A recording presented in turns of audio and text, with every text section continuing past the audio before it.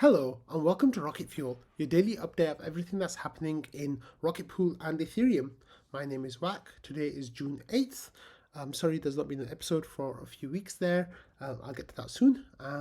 And yeah, today's episode is going to cover updates from the SEC. There's got a whole lot of Rocket Pool stuff that's been out. There's a whole lot of Ethereum stuff. Like, it's been pretty huge few weeks. So let's not waste any time and let's get to it. 10, 9, ignition sequence start, 6. Okay, so before we begin, I actually wanted to put an episode out on like 3 weeks ago, I guess now, where I was going to explain why I was going to be off for a while, but I just got a little bit too busy before being off for a while to actually put that episode out. So that episode was going to be just explaining how I'm kind of traveling the world for just over a month, and how I was going to say that I was hoping that I would be able to make some episodes while I was traveling. It's just that's been too hard up to now, but I'm hoping that for the next 2 weeks of the final 2 weeks of my travel, I should be at a point where I am okay to get some episodes out. So that's kind of the place I'm at right now, and I'm hoping that we'll be getting some episodes out in the well, pretty much every day, hopefully for the next couple of weeks before I'm back home, and then it should be totally fine with my regular cadence. So yeah. Anyway, let's get to the news. So we're going to start with Rocket Pool news, and one of the big pieces of Rocket Pool news was this statement that came out from the SEC, and the SEC made a statement on certain protocol staking activities, and some of the stuff that they said here was that they want to provide greater clarity on what staking is and how it does or doesn't act as a security. And they basically said that staking is not a security, and there's a lot of information here. So before I carry on, actually, like, today's episode is going to be like a really quick one, so you can go and like follow the links in the description below on YouTube to get the the full information yourselves. But I'm just gonna try to keep things brief, just to prevent this being a 2-hour episode, basically. So we got this update from Jasper, who says Jasper 1, SEC 0, and basically the argument being that Jasper was criticizing the SEC in some of the guidance they were putting out in 2024, like about a year ago, saying that they're doing things incorrectly and like they don't understand how things work. So anyway, and he was highlighting this text here about how staking is not a security, and like what it means for self or solo staking and how all that comes together. There was this comment from Charles Allen, who works with BTCS, who are a NASDAQ listed company, but also we know that they are Rocket Pool node operators. So they said the SEC stated yesterday that certain proof of staking activities are not securities transactions, a major win for BTCS and the broader crypto industry. This regulatory clarity helps us reinforce our mission to build innovative solutions and expand on Ethereum infrastructure. It says, finally, we're getting the regulatory clarity this industry needs. Thanks to Hester Pierce, I anticipate that this push forward will open the door for staking ETPs, more liquid staking protocols, and broader institutional adoption for ETH. So that was all pretty cool. And then here, Jasper says as well, the Rocket Pool validators that NASDAQ BTCS operate are not securities. First, the SEC dropped its lawsuit, and now legal guidance confirmed what we already knew: staking is not a security. So this was pretty good news. It just shows that the SEC and the current US admin is taking a much better, more nuanced approach to staking, and that can only be good, mean good things for Rocket Pool going forward. So that's awesome to see. Okay, let's get to some actual Rocket Pool news. And one of the pieces of Rocket Pool news recently is a new smart node version. So this was a big update with 1.15.8, and they had important client updates and ODAO health check submissions and more, and result a big effort to remove multiple GitHub repositories maintained by Rocket Pool, making further development easier. And there's the Smart Node install, Rocket Pool Go, and the TreeGen repositories, and the histories have been moved to Smart Node, and they're eventually going to be archived. So here, there's the information about the update, and it's got Geth, Nethermind, Bisu, rETH, Nimbus, Lodestar, Prism updates in there, and then the Smart Node changes. So there's the Wallet Masquerade, and then there's how the Smart Node downloads during the installation process, and then there's a Prism update changing the tags, and then they don't have Rocket Pool specific builds anymore. And then the Grafana dashboards have been moved as well, and some stuff has been moved there as well. So that's pretty cool. However, Ramana here said that there is a problem with the smart node install, and it was giving some errors. So then we had a patch version 1.15.8, and that was fixing minor issues. So if you haven't updated until you're listening to me now, you're welcome to update to the latest version of the smart node.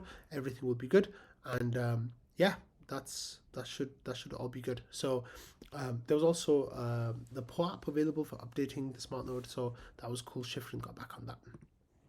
Okay, some wider Rocket Pool news, and this is from Ronin here, and Ronin are a kind of Ethereum adjacent at one point slash L1, which was based on found the root for Axie Infinity, and they're trying to build out a whole ecosystem now. It's an EVM compatible chain, so they are actually using rETH as the bedrock of the DeFi that they're building out on chain. So here they had an announcement saying rETH, a wrapped ETH liquidity pool is live on Ronin, so you can provide liquidity and earn rewards, get ETH staked yield on Ronin, earn boosted rewards in the Ronin Blitz, and combine rETH with other DeFi primitives, and provided rETH liquidity on Katana now. So there's a whole ecosystem out there that I don't know too much about, so I can't give you guys all the details of what you should be doing and how you should be farming rETH liquidity incentives on there.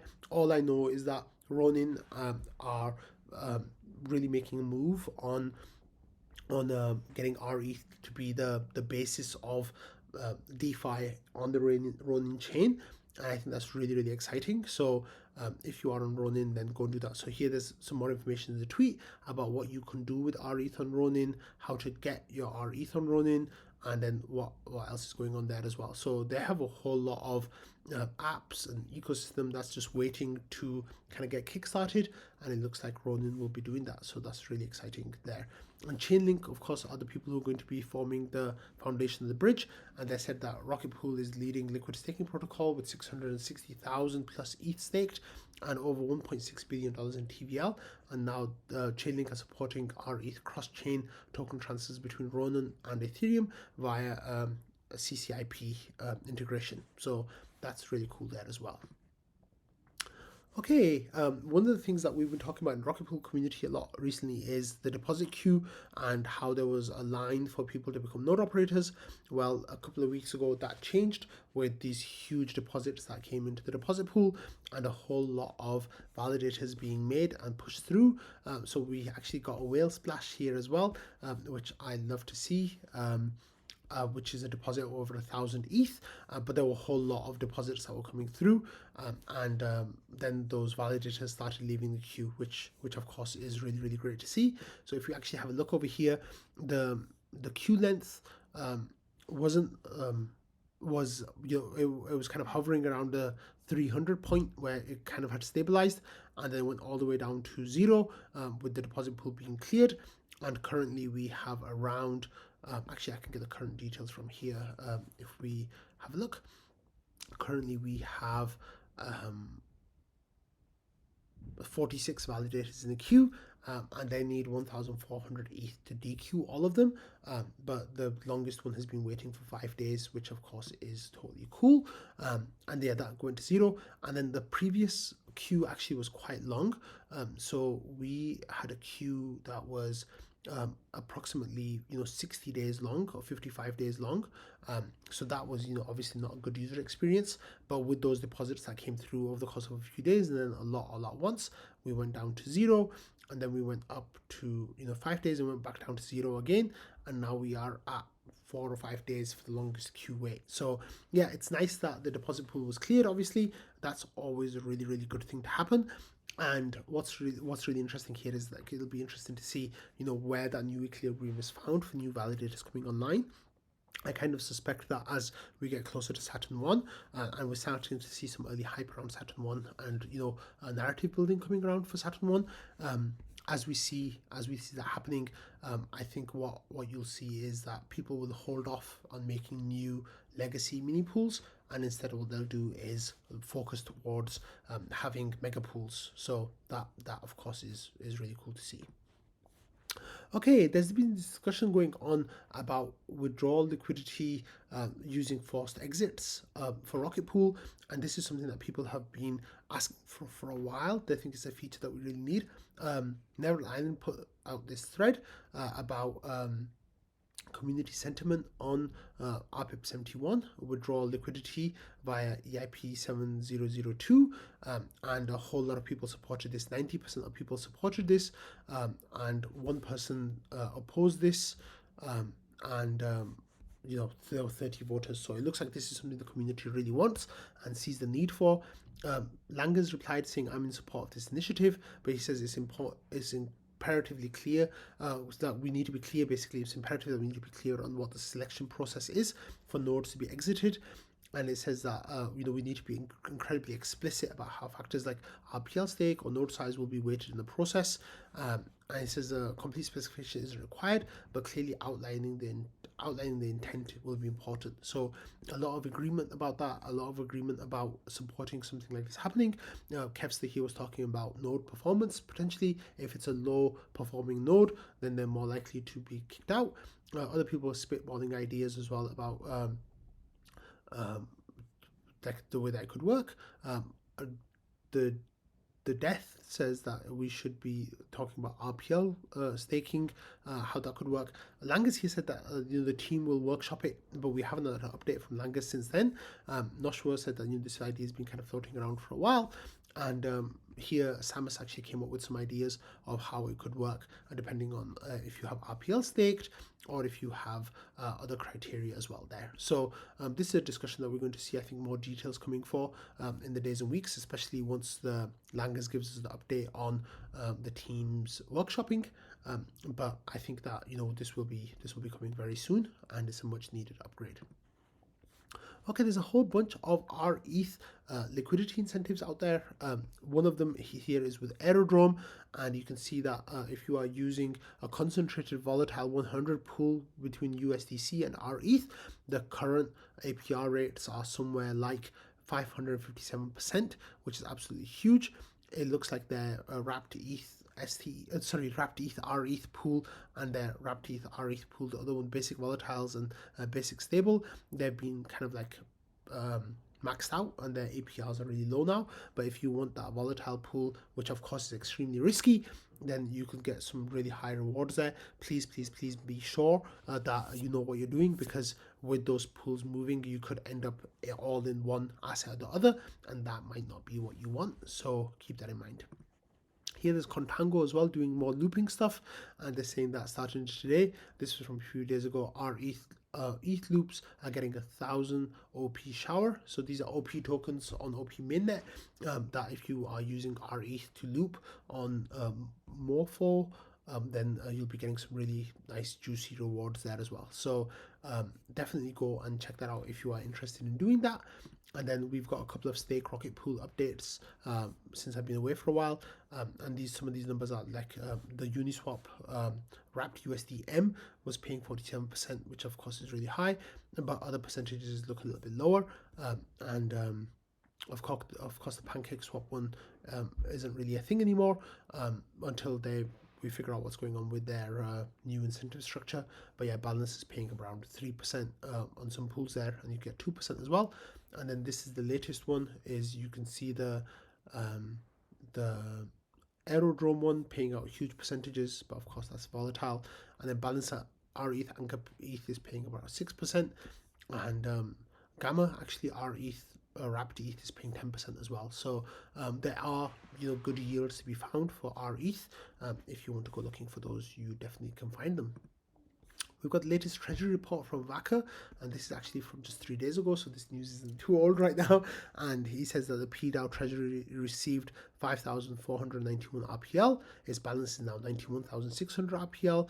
The IMC got the payment of 11,000 RPL. The GMC got 5,574 RPL. And the balance sits at negative 123 RPL and 83.9 RPL respectively, but this will be zeroed out in the last payment. So that's pretty cool. And then Schifrin had an update from the GMC, who had their most recent round ending 16 days ago. And this time there were two 3 rewards, 1 for a bounty application and 2 for retro applications, and that was for members of the GMC to start LLCs to represent themselves.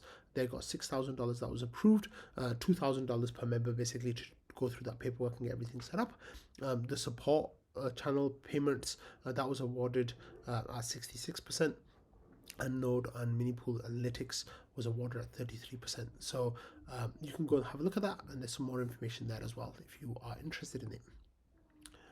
Okay, we got a couple of like a PSA basically that I just want to mention to you all is please never ever share any of your private keys with anyone online ever. That is like 99% like 99% of the time what you shared was not necessary, and well actually maybe more than that, like 99.9% of the time sharing your private keys online is not necessary, and it is almost certainly a hack. There is a very small, vanishingly small, but chance that you did it legitimately, and we'll talk about that in a second. But what's happening is you know, in different support channels, especially the Rocket Pool channel, but other places as well, if you ask any kind of support related question, people will try to scam you by offering you support but then stealing your keys and stealing your crypto, and this happened here to Nutty Young, who had some crypto drained, but thankfully they were able to prevent their keys from getting their withdrawal address and the node address keys from getting compromised. So thankfully that was, you know, Halooo was able to kind of save the day there.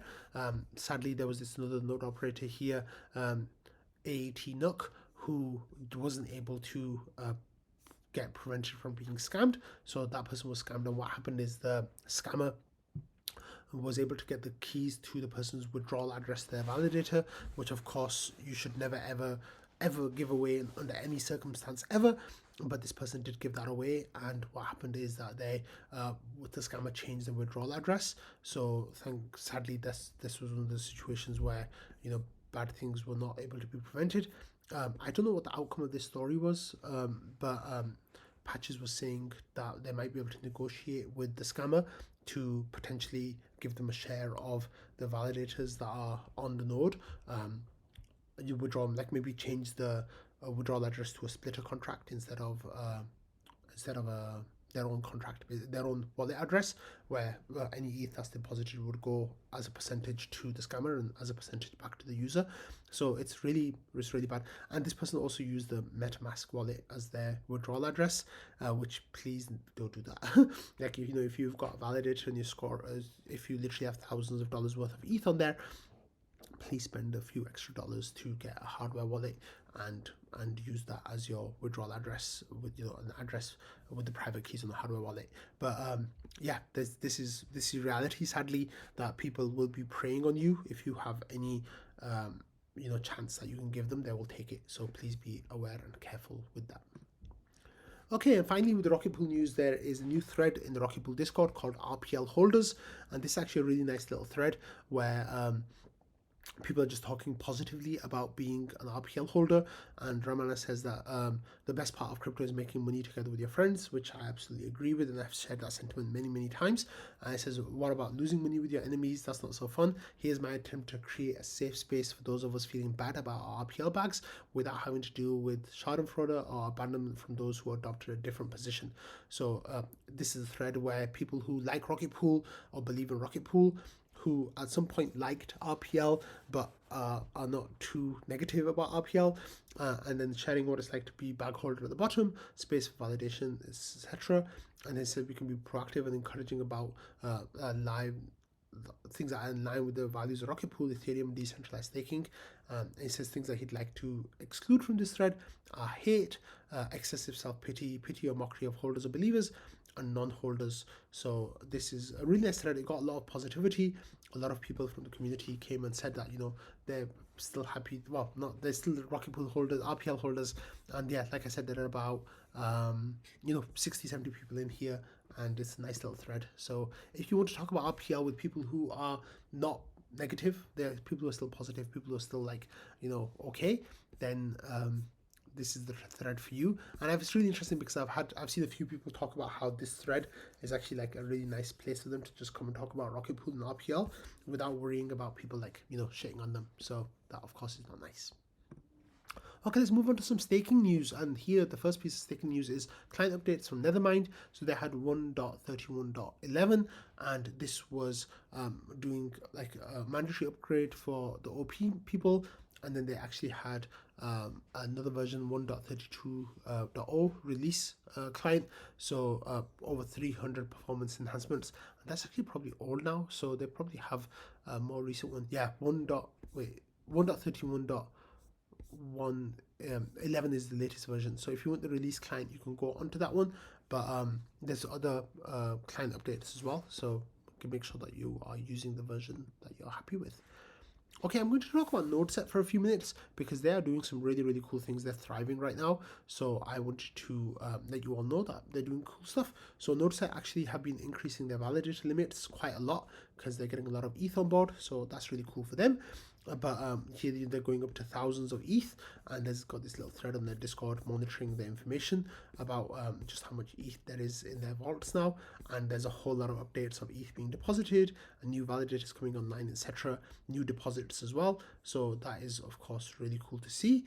But yeah, private deposits, vault deposits, like, you know, lots and lots of deposits coming through. So good stuff for NodeSet there. They actually had a vote that came up with Stakewise about unlocking better TVL rates for their pools.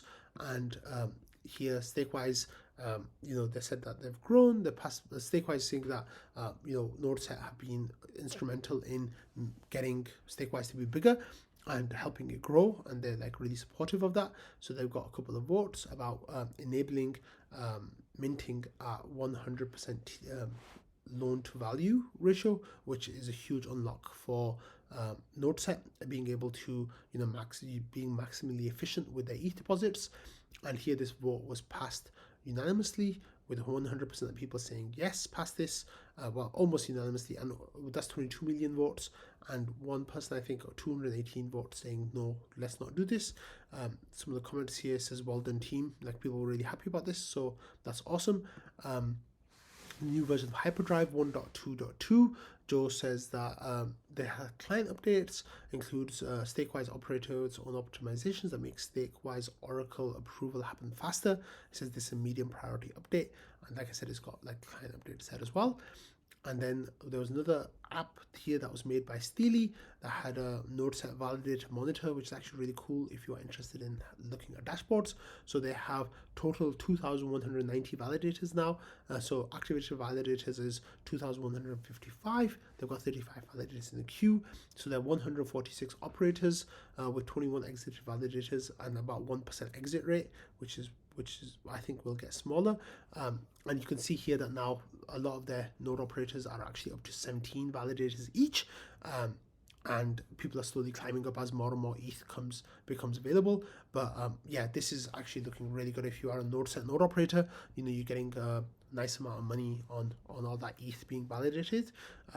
And it's actually going to end up being something quite substantial, I think, if they keep on with this trajectory. And here you can see that the largest operators have 17 validators, average is about 15 right now, and the smallest validator still has 1, so they need to add more keys. And then there's top 3 operators control 2.4%, top 5 control 3.9%, and it's like very, very nicely like distributed chart here, because I think they wait for people to all get onto the higher numbers before they increase the caps. So that's pretty good. And they need 10,000 ETH to get to everyone to be at cap, and 313 more validators for everyone to be at cap, which is pretty cool. And then there's more information here as well from Steely. It says nice to see a few more validators go in, and the indices are tracking nicely, so that's pretty cool as well. And here Joe said that when they updated their validator cap, actually broke Stakewise on their side a little bit, so that of course is the good kind of breaking. I think Stakewise Oracle, the way it works and sources information, has some inefficiencies, but I think they're trying to work on getting that to be made better now, so that's pretty cool. And then here you can see that their total TVL now is 60 69,420, I want to say, ETH TVL, so that's nice.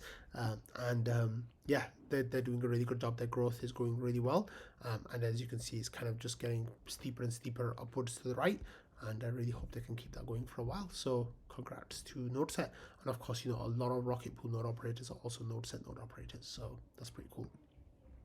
Okay, the final story of the staking news is the new podcast that has launched here, and this is a podcast that is with Yorick and Remy, and this is called Staking Nerd Talk. They had episode 1 out on May 23rd. I'm not sure where they stand right now. Sadly, I haven't been able to listen to Staking Nerd Talk yet, but I'm hoping that they will have frequent episodes that will be coming out fairly regularly, and they'll be talking about staking news and all the nerdy stuff that's happening with staking there. So Yorick, of course, is extremely knowledgeable about crypto, and that's staking, and Remy, of course, as well. These guys are long-time contributors to ETH Staker, so I'm really excited to see what comes out of this. Okay, moving on to some Ethereum news now, and Ethereum has been having a blockbuster few weeks here. It's been absolutely amazing, and we're going to start with this change at the top from the Ethereum Foundation, saying that they want to announce protocol, and it says Ethereum stands at the edge of major breakthroughs. Lots of things are happening. So what they want to do is to support this vision, we're making changes to the way that we operate, reorienting towards our 3 strategic goals: scaling the L1, scaling blobs, and improving UX. It says practically this means restructuring our teams and creating explicit coordination structures around these strategic goals. So they've got these 3 teams now, basically, and people are going to be responsible for what's happening under there. So scaling the L1, it'll be Tim Baiko and Ansgar. Scaling L2 is going to be Alex Stokes and Francesco. And improving the UX is going to be Barnaby and Josh Rudolph. So that's actually really cool, and they'll all be supported by Dankrad Feist, who will act as a strategic advisor to all tracks, as well as the leads for the project defined to move these goals forward. So it looks like the Ethereum Foundation is really taking this, triple-pronged plan seriously, and I'm really excited to see. So they made a big fuss about this on the Ethereum Foundation, and also Tim Baiko says thrilled to introduce protocol, a new structure for Ethereum Foundation's research and development teams, scale the L1, scale blobs, improve UX without compromising on Ethereum's core values. Absolutely amazing stuff. Great messaging. This is the world is ready for the world computer. It's on us to deliver it. And then they've got information about who's doing what and what kind of stuff is going to be happening with different teams and how everything's going to be set up. But he says, as part of this reorientation, we will also revise our team structures, and we'll be doubling down on some areas and reducing efforts in others. So this resulted in us deciding to part ways with some Ethereum Foundation people whose skill set no longer matched our priorities. So Tim says it was a difficult decision to let these people go, and one we did not take lightly. We are deeply thankful for their contributions over the years and are confident they will find other opportunities to impact Ethereum's trajectory across our ecosystem. So it says that Ethereum is on the verge of major breakthroughs. The stakes are high. This moment may be Ethereum's best shot at deploying not only our technology but our values at planetary scale. That's absolutely awesome to hear and see this kind of messaging coming out from the Ethereum Foundation, and they're confident the new structure will position the Ethereum Foundation to rise to the occasion. So yeah, Ethereum Foundation full steam ahead, powering on to all of this amazing messaging and work, and I'm really excited to see how it all goes. Okay, Joe Lubin has been doing some really cool stuff recently. So Joe Lubin has, for those of you who don't know, he's the Ethereum co-founder, and he was kind of, I think, the money behind things in the early days of Ethereum, where he came with some money and he was able to get things done in certain ways that other Ethereum Foundation co-founders weren't able to. And he of course founded Consensus, and people have been asking for a while for Joe to kind of come back to the forefront and take a seat in the spotlight again, because I think he backed out when the previous SEC was getting kind of handsy with their regulation. So now Joe's back in full steam ahead. So he's like, putting out messaging about Ethereum, which is absolutely awesome. Like including this Financial Times op-ed that he wrote about. He says, I share why I believe Ethereum offers a fundamentally different way to architect a global financial system for the modern era. And he says, this is no longer a theoretical conversation. Transition is already taking place.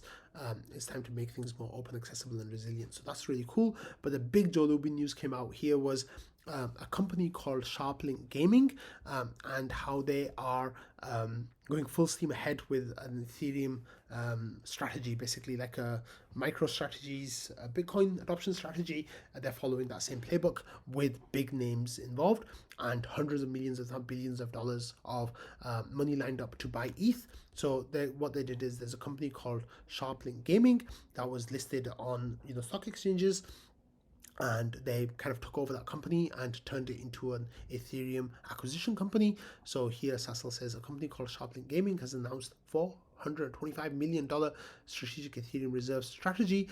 Consensus is the lead investor with Joe Lubin joining the board of the company, and the ticker is ETH. So this has basically their shares went like absolutely crazy. Like, Joe, we saw this happening with BTCS, right? But that's Nasdaq traded company as well. But the thing with BTCS was, I think they didn't have that public figure that you really need to kind of lead this effort. And here with Joe Lubin, this new company, this company Sharplink Gaming, has that figurehead who can really rally people's deposits and people's money, and buying ETH. Another thing, of course, they can do is then stake that ETH as well, which is a very different strategy from what MicroStrategy is doing.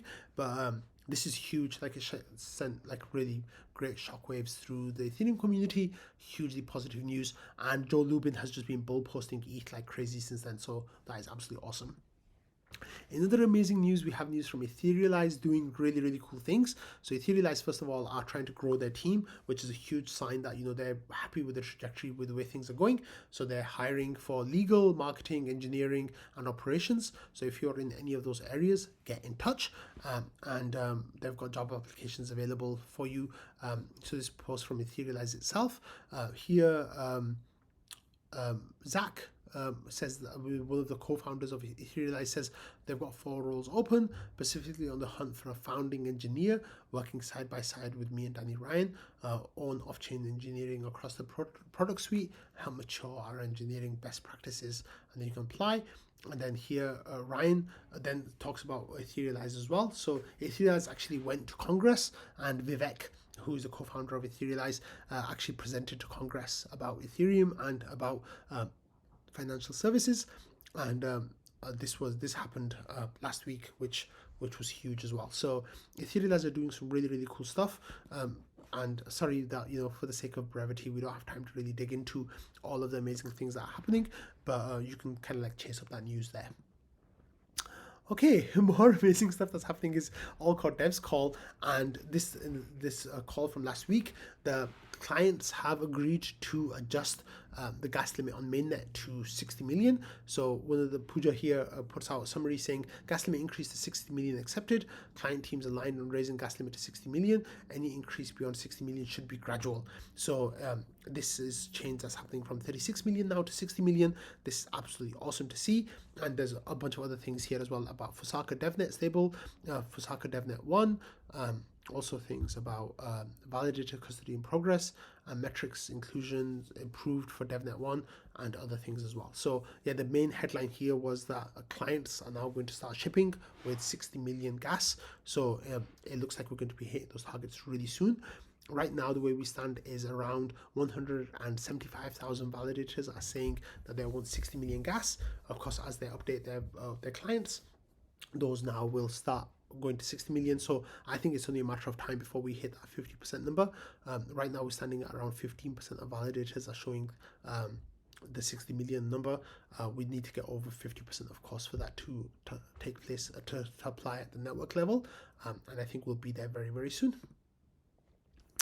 Okay, Vivek here kind of tags into this sense of optimism and hope around Ethereum, and this is about ETF flows. And he says ETH ETF flows are starting to feel FOMO. They've had $303 million of inflows over the past 5 days, almost as much as SBET's incoming inflow. So SBET, of course, is the company that Joe Lubin is involved with, who are getting that 425 million. But it looks like people buying into the ETFs are kind of front running that, and this is absolutely amazing to see that in the last few weeks, every day has had positive inflows into the ETH ETFs, and almost every company offering ETH ETFs has had positive flows, except for 4 different days where there were negative flows across those specific companies.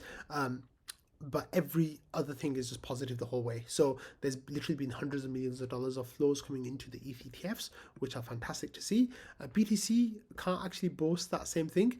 If you have a look at BTC, there have been flows, days with negative outflows, up to like $1 billion, if not more, like in the last week or so, which is showing basically that it looks like market sentiment is shifting towards Ethereum. I'll be talking about that in a few minutes. Okay, talking about some dev work here, Thomas put out a post saying, where are the shorter time slots? Dankrad, 6 seconds to start with, and how do we plan for 1 second? So Dankrad replied, this is by Thomas, by the way, who's the co-executive director of the Ethereum Foundation. What I'm really loving about this new Ethereum Foundation is, Thomas will just throw something out there into Twitter, and people will then reply and like run with it. It's absolutely awesome. It's a completely different way of doing things. And I think what's really happening is just keeping the community really excited, just that these ideas are being explored and these thoughts are being pushed. Anyway, he tags Dankrad, puts a messaging out there. This was actually, I think, in reply to a tweet. No, it wasn't. I think he was just like, thinking out loud. Vitalik replied by saying, I'm scared of going to a 1 second slot. And it says geographical decentralization, censorship resistance come first. Going that low would kill it. But anyway, Dankrad replied saying that for Glamsterdam, they want a 6 second slot time. So the next update, of course, will be for Saka, and the one after that will be Glamsterdam. Is that right? Yeah, I think so. Sorry, I'm a bit confused right now. I'm a bit out of sorts. But yeah, and then the one for after Glamsterdam going down to 4 seconds, that would already be absolutely huge. But yeah, this is really exciting stuff, and it looks like the Ethereum Foundation, the Ethereum community, everyone is like so ready for this to happen. So there's really cool stuff happening. Okay, let me just reject all of this. So and more news, another day, more TradFi wanting to launch their dollars on Ethereum. So here, SocGen's crypto arm wants to launch their dollar on Ethereum, and this is other Euro stable coins as well, Euro CV launching on Ethereum as well. And there's too many of these kind of stories from the last few weeks of trying to cover this, where TradFi institutions, TradFi companies are looking more and more that they want to be launching stuff and choosing Ethereum to do that. Sorry that I don't have all of that available for you. Like I said, today's episode is just as kind of a bridge between all the episodes I missed and hopefully more regular episodes coming from tomorrow. But this is actually really, really cool that, even more TradFi adoption is happening. Ethereum adoption. Let me see if I have that link available. No, I don't remember off the top of my head, but that's fine. Actually, let me see. Hani Abu's here. Let me see if Hani Abu has it in his bio. Yes, Ethereum adoption. So this is actually really good because you can just get an idea of what's been coming in the last few days. And let me see where the list is. Built on Ethereum by date. Yes. So just in the last few dates, we have Sharplink, Deutsche Bank, Entreparticles, Robinhood, and others as well, but I don't think that's been updated in a few days, so that's fine. But yeah, there's big things happening, and you can get those updates about that. Okay, one app that I really like, Liquity, they launched their version 2 with their stablecoin Bold, and they found they had a bug in their system, and because their system was completely immutable, they had to close it down basically and relaunch Liquity V2. That relaunch has happened now, and this happened a couple of weeks ago, so congrats to Liquity V2. I've not heard any other problems about that, so it looks like it's all going well. They've got a new stable coin that offers, it's called YBold. So this is one multiple stability pools, one unified auto-compounding Ethereum native vault, and then the EarnFi's whiteboard will be among the first DeFi integrations built atop of Liquity V2, and they're automatically optimizing your board across stability pools and compounding ETH rewards. So this is composable by design. Should be out now. So that's really exciting as well. And then Rocket Pool, of course, is one of the tokens that Liquity V2 has launched with rETH. So Rocket Pool is saying Liquity V2 is a one-stop shop for Rocket Pool liquidity stakers, and outstanding capital efficiency means you'll enjoy highly competitive borrow rates too. And says check out the variety of ways to put your rETH to work in liquidity. And then there's like a little thread here where they tell you about the different ways that you can do that, which of course is awesome to see. Okay, let's move on to some other news now. And one of the things that happened over the time that I was away was that BTC hit a new all-time high against the US dollar. Let me just get that chart up for you all so you can have a look. I think it went up to $111,000, which is pretty huge, of course. And this is the ETH chart that I've got open right here right now. It hasn't quite kept up to those same levels, but it's been doing well on the ratio. But yeah, the BTC chart, let me see if I can find that. Sorry. Yeah, BTC, like I said, yeah, it hit those highs of $111,980. So there's been a lot of big pumps coming into Bitcoin. That price went down to $103,000 $100,000 just a few days ago, but it's bounced back up 5% from those lows. And like I said, the ETH price has actually been doing quite well in the recent period as well, and it's actually been increasing against the BTC ratio. So we actually had a couple of slow days, but over the last few days, reached around 0.026, nearly, not quite there, but definitely stronger than the lows that we had last month of actually 2 months ago now, 0.01766, like about 30% up from about 50% up from there nearly, and hopefully going to keep gaining and get stronger. Okay, there's interesting things happening in the Senate as well as in other branches, the regulatory stuff. So the Senate is moving forward on the Genius Act, and it looks like this is actually going to go ahead. So Jake Travinsky here sharing information from a couple of weeks ago saying that the Genius Act has bipartisan support in the Senate, and this is moving through the Financial Committee, and it looks like it's going to go to vote. So this is looking really strong, and I think this is one of the reasons why there's been so much interest in Ethereum, because the Ethereum community has been doing a really good job of basically saying stablecoins are on Ethereum, because that's where the majority of them are, and I think the wider financial sector is now starting to understand that Ethereum is where all this really cool stuff is being built.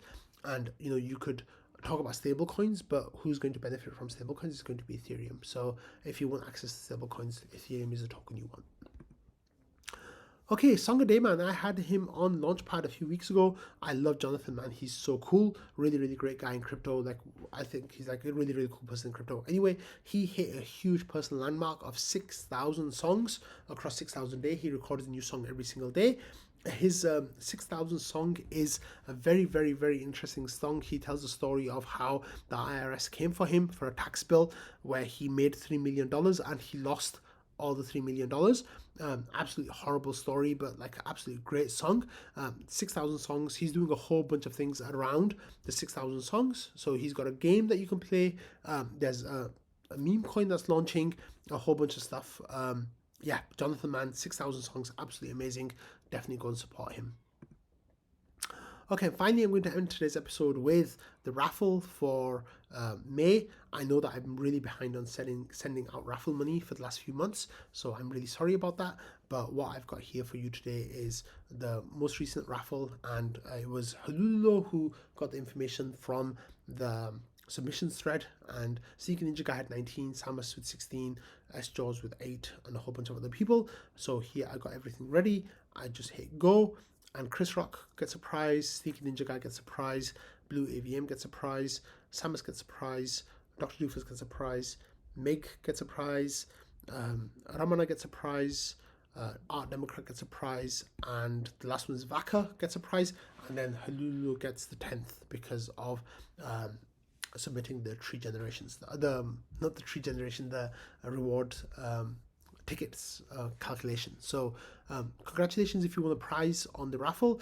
I will try to send out 4 months worth of prizes very, very soon. I'm so sorry that I'm so behind on that, but I will hopefully get that done not long after this episode is out. So congratulations to those people who won prizes. I'll be in touch if I don't have your addresses to send the money to you, but otherwise yeah, huge congrats to you all, and it's really nice to be making a new episode of Rocket Fuel, and I will be back tomorrow on Monday. We're hopefully back to a regular cadence of making episodes every day, and yeah, thanks for sticking for this mega episode, and hopefully I'll have my camera working tomorrow as well, so you'll be able to see my face while you're watching. Okay, on that note, everyone, thanks for watching, listening, and being part of the Rocket Fuel community. I hope you all have had a lovely time. I can give some more details of what I've been up to. So I have been in Japan. I was in Japan for 2 weeks. I went to China for a day. I was in Italy for 5 days, and now I'm in England. And I'm basically doing a world lap in 32 days. So I've still got another 15 days left of my trip before I go back home. But it's been an absolutely wonderful time so far. It's just been, I've been a lot busier with life stuff than I thought I would have been. I thought I would have been able to eke out episodes here or there while I was traveling, but it just proved too difficult to do that. So I'm sorry, but hopefully things are going to be better now that I'm in England. I have a little bit more support and a little bit more time that I can get these episodes out. So I'm really excited to keep doing that. Today's episode, like, you know, the timestamps and all that kind of stuff, I'm sorry, it's just a bit overwhelming, so I'm just going to skip that all, so you'll just have to like move around yourselves to find information. But otherwise, I'll be back tomorrow with a regular episode with regular everything, and really enjoying and really excited about this period for Ethereum and for Rocket Pool. I think really good things are coming. So yeah, I'll see you all then. Bye.